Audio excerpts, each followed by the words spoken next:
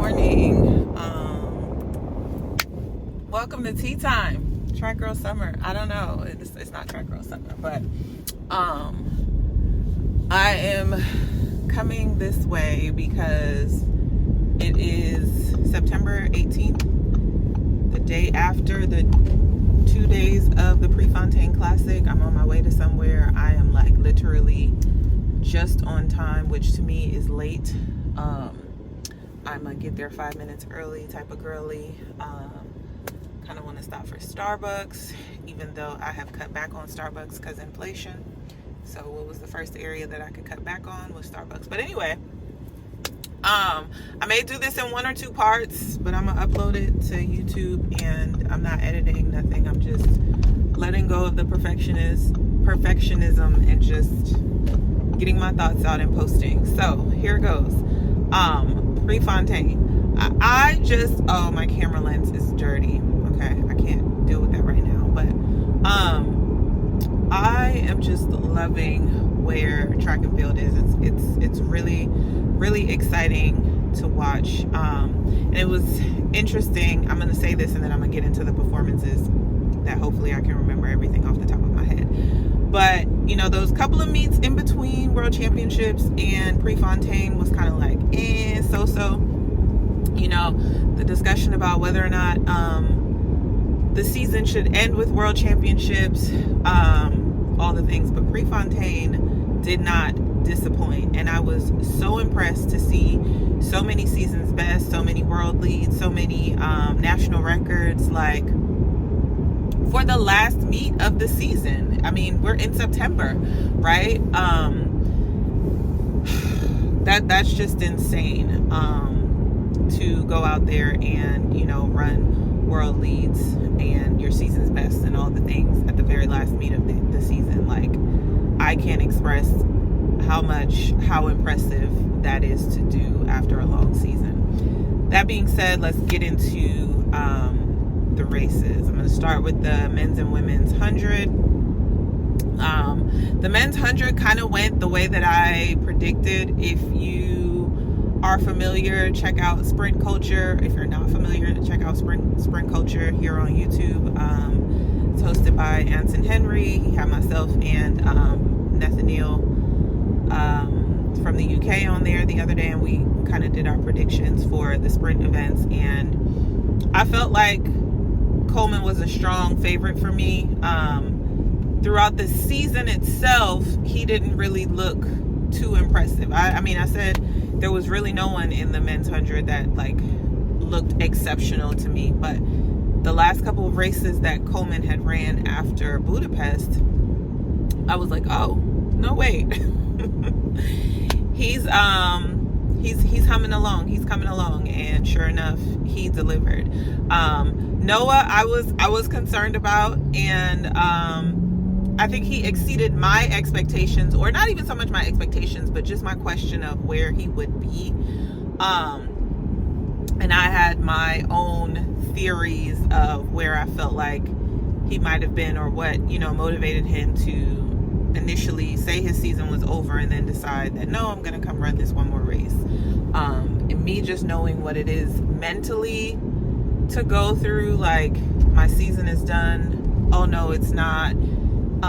And just kind of working yourself back up to like mentally preparing, because we obviously know he's fit. You don't do what he did at the World Championships and not be fit, but you do have to mentally also be there as well. And I didn't know if he was mentally exhausted or what the motivation was to run. But all of the talk about, like, you know, he's world champ, he was world champ with the world lead at the time.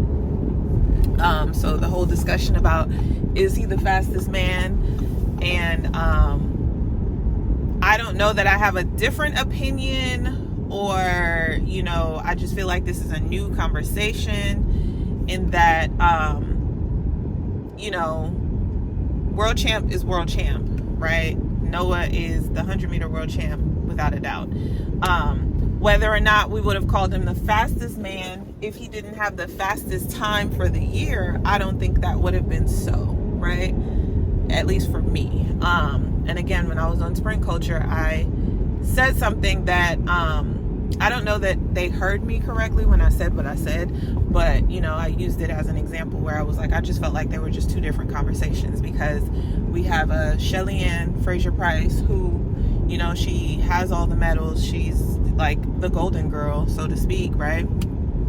Quite literally, in the women's 100. Yet, for a long period of time, Carmelita Jeter was the fastest woman alive, right? And I think when I said alive, they heard all time. And I actually said alive, meaning currently living here on this earth, right?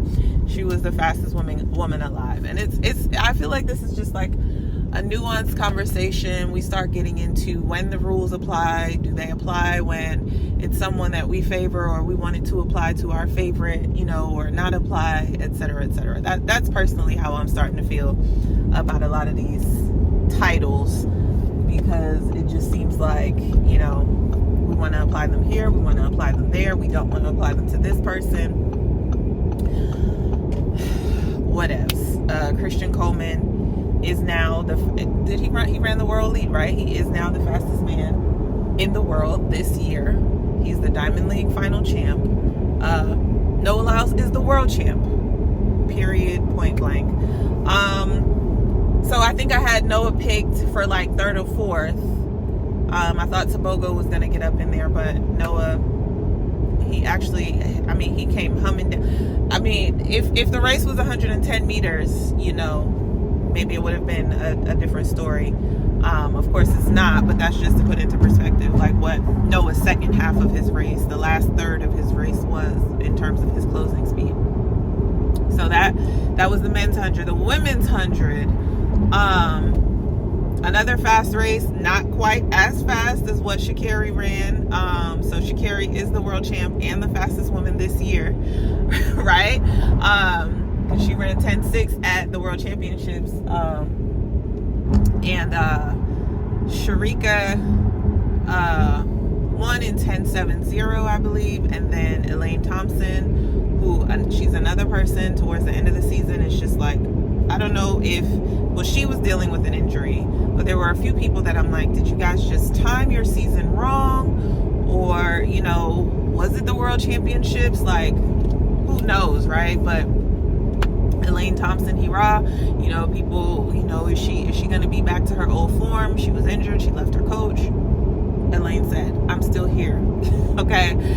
So she was second in 10.73, I think. And then Talu was third. And then I believe Sha'Carri was fourth. What I thought was really cool to see was Sharika and Natasha Morrison. And Sharika seemed almost more excited for Natasha Morrison that ran 10.8, which was a PB for her. But like just seeing them celebrate together, I thought that was really cool to see. And just like, you know, we're competitors, you know, we're not friends when the gun goes off, but we can also still celebrate each other's accomplishments along the way as well. Which brings me to another conversation that I had this weekend that did not have anything to do with track. It was in regards to another female athlete from another sport that is, you know, she is on top of her game right now. She is a superstar. But the notion was raised that, you know, she needs to handle her business more, and, you know, the way she's presenting herself and this and that. And I was just kind of like, I just kept pressing the person like, well, what do you mean by that? Like, what's the problem with how she's expressing herself? Like, she's a young girl, she's a superstar. Like, you know, she should, number one, I feel like, you know, she should be allowed to express herself, but also she's a young girl. Like, let her grow up on her time. You know, like, a lot is being thrown her way. Why is it that, you know, because she's doing these interviews and getting the notoriety that she should be getting, right, that is well deserved, why do you assume that she's not putting in work behind the scenes? And I just had to challenge that person, because I was sitting in, you know, y'all know, first and foremost, I was the one that, I shouldn't say the one, because there have been women before me, particularly in track and field. competition. We brought, a little bit of flair, which I also want to comment on that. I love seeing the girlies out there just having a good time with their expression of their style, their personality on the field. Like, I loved Anna's rhinestones in her hair. Sha'Carri's got the long press-on nails. Also, she's wearing the shorts under the one piece. Like, the girlies are, I'm here for it. But also, I just don't like that women are met with a level of, as much as I enjoy to see, Sharika and Natasha, I can't help myself. I just go off on a tangent. As much as I enjoy seeing them celebrate one another, I also feel like, why can't we, talk smack, express ourselves however we want to express ourselves, whether that's on the sexy side, the conservative side, the tomboy side, whatever is natural and true to you and authentic. Like, not from a place of like you're being forced to do these things, but I check myself. So I'm gonna say this and then I'm gonna bring it back to track, because admittedly, Deion Sanders, it cannot be denied what he is doing for football, right? And for those little boys, not little boys, for those young men in football. However, there are certain things that I sit back and I watch and I'm just like, like this weekend, the game. And this is what I mean by we pick and choose when and how we want to apply rules and standards, etc. There was a post, I think it was SportsCenter or ESPN, Colorado football was viral this weekend, and I know that they had a big rivalry game. I don't know if it's considered a rivalry. I'm assuming that it is because they were both from Colorado. But anyway, there was a post of Shador basically trying to poke another guy from the other team in his eyes. Maybe he wasn't trying to poke him. That's what it looked like. But it was some form of taunting, right? And I was just like, now if the other team had did something like this, right? Because I saw the cheap hits. I saw, it was a dirty game. It did go to places that it shouldn't have gone. But the way that the post was presented, I was like, I don't feel like this is okay from either side of the ball, and this is what I mean by, when we like certain people, we start to accept and excuse certain behaviors and praise negative behaviors that at the end of the day, from either side of the ball, that shouldn't be okay. And if it's cool when one does it, it should be cool when the other does it, is the point that I'm trying to make. So I hope that is translating the way that I mean it to translate. But that's also what I meant when, I was having this conversation, or not, because this conversation was before that happened, but it was just, one of those things where it was like, okay, again, if this were a woman, how would this be accepted? Okay, I have to stop this and come back. I've only gotten through one event, Lord, today. Okay, I'm gonna have to do this in parts, but so yeah, that's that. Okay, let's move on from that. Let's go to the men's and women's 200. DeGrasse, shut me the hell up. Anson called it. Anson said DeGrasse looked good, and boy did he look good. 19-7 to come through with the win. Again, another one of those where I was like, okay, were you injured? Did you miscalculate the season? Because he really didn't look that impressive at the World Championships. And that is uncharacteristic for an Andre DeGrasse. Andre DeGrasse always finds a way. Always. So, I mean, his performance in Budapest was a bit surprising, even though, the season leading up to wasn't a stellar season. But again, he's one that always finds a way. But boy, did he find a way in this final. The women's 200, Sharika is chasing that world record, but still can't get I won't say close to it. She's close to it, but she's just not there. That is a really hard record to the 100 and the 200. I mean, and I said this on my live a couple days ago, where like, to just put into perspective how fast that time is. The super shoes didn't exist back then. They didn't exist back then. And I mean, we are seeing crazy fast times in all of the sprints, all of the events, marathon on down. And the shoes didn't exist back then. And we are still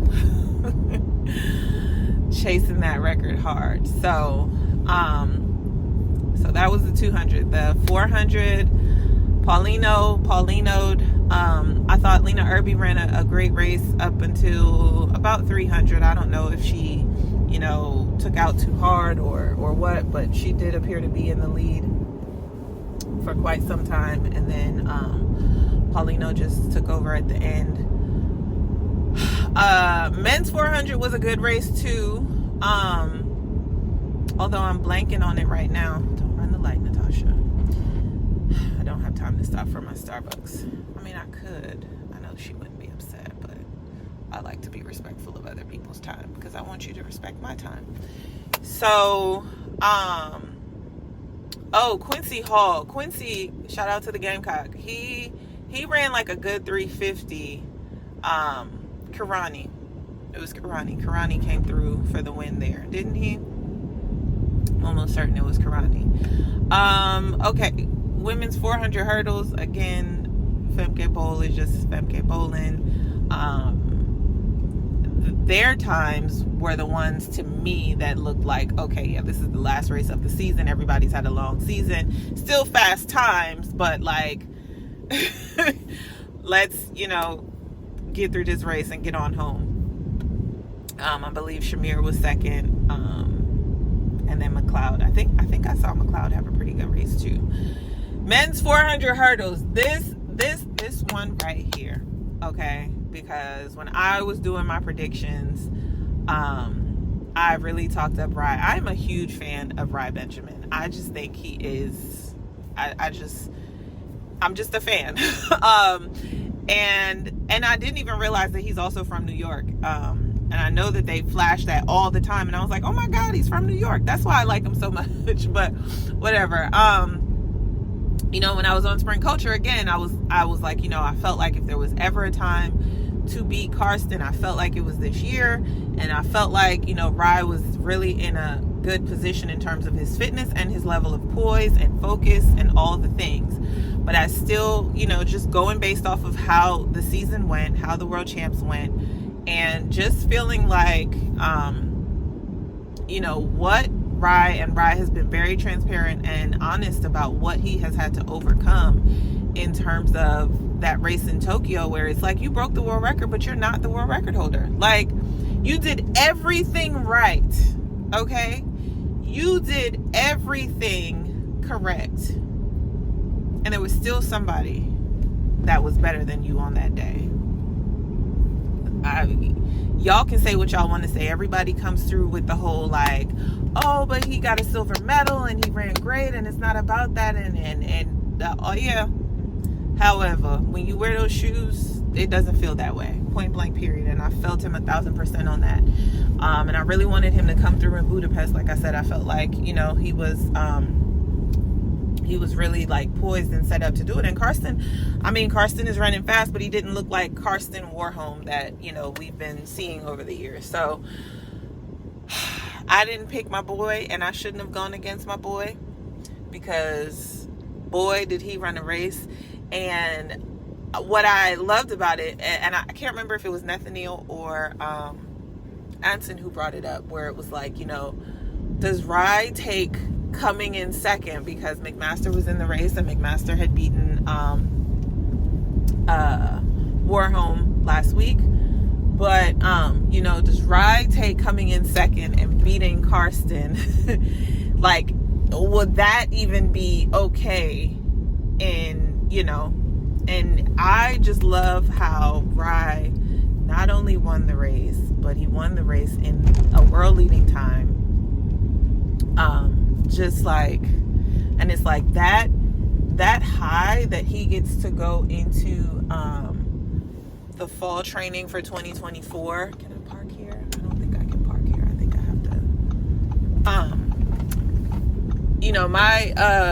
My coaches used to always say, the higher the note, the more fit that you are when you finish the season is the higher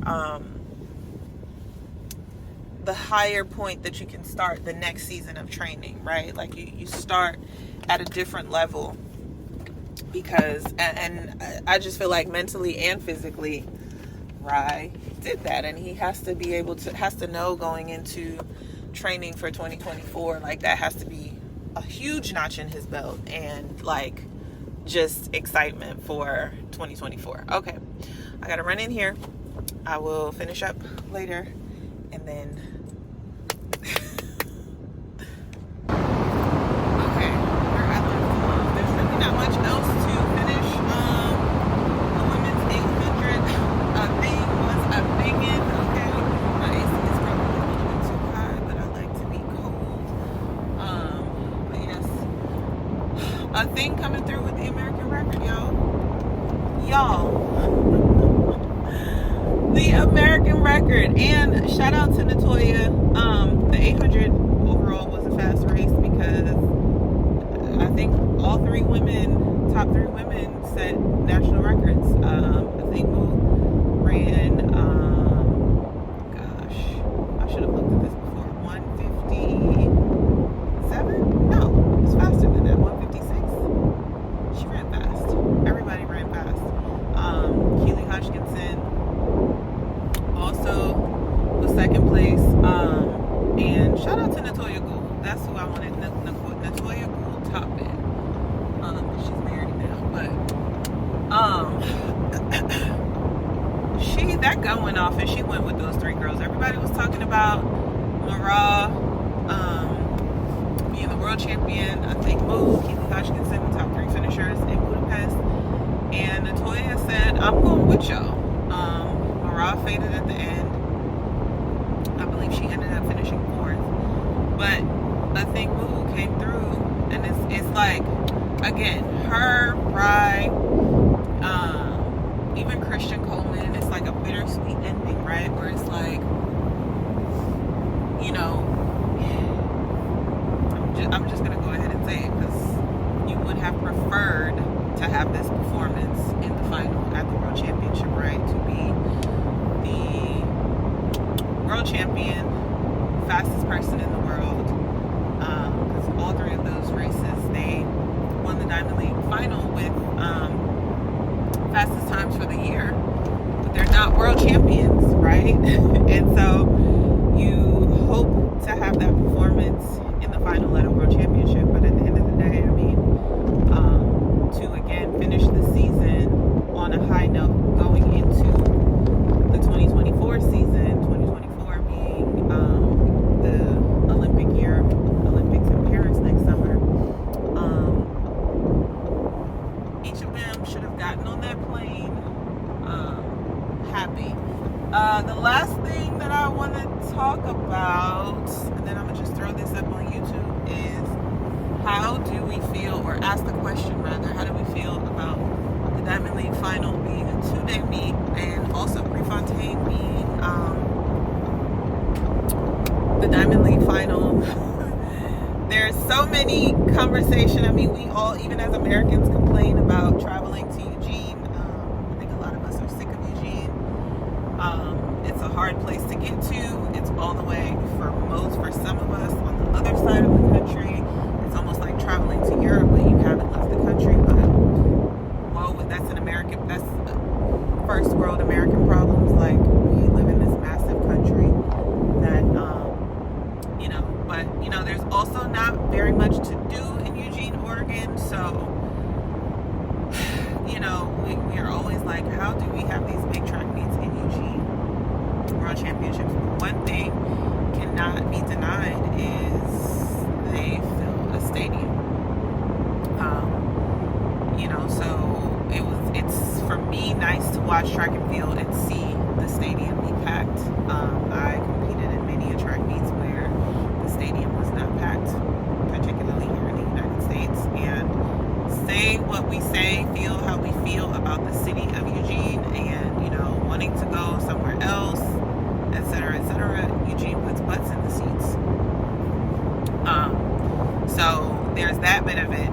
I was curious as to how Eugene was the Diamond League final, like what went into making that decision. Why was it the Diamond League final? But it's usually a meet that is hosted in May or June, like late May, early June.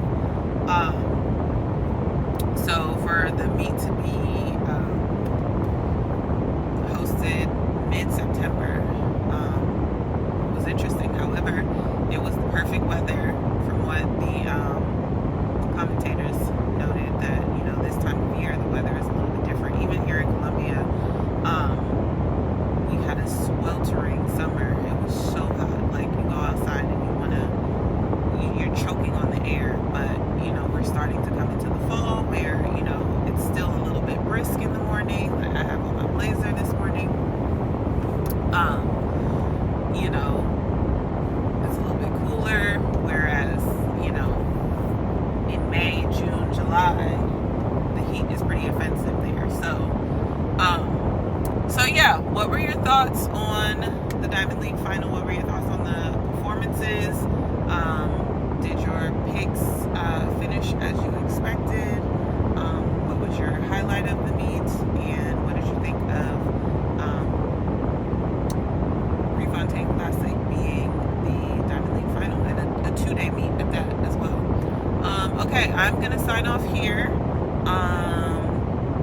Also, give me feedback on what you think about this in the car situation. I always say I'm a perfectionist, and I have not been producing content because, you know, in my mind I want to be in this studio and I want my videos to look a certain way and I want to edit and this and that and this, and the truth of the matter is I just don't have the time to do all of that, nor the team to do all of that.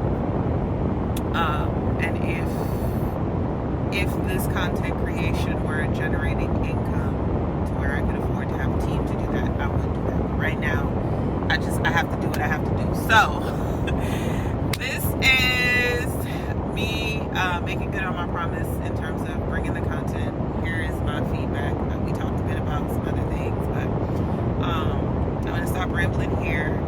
Comment, subscribe, all the things. This car ride chat might be the thing going forward. So, all right, y'all.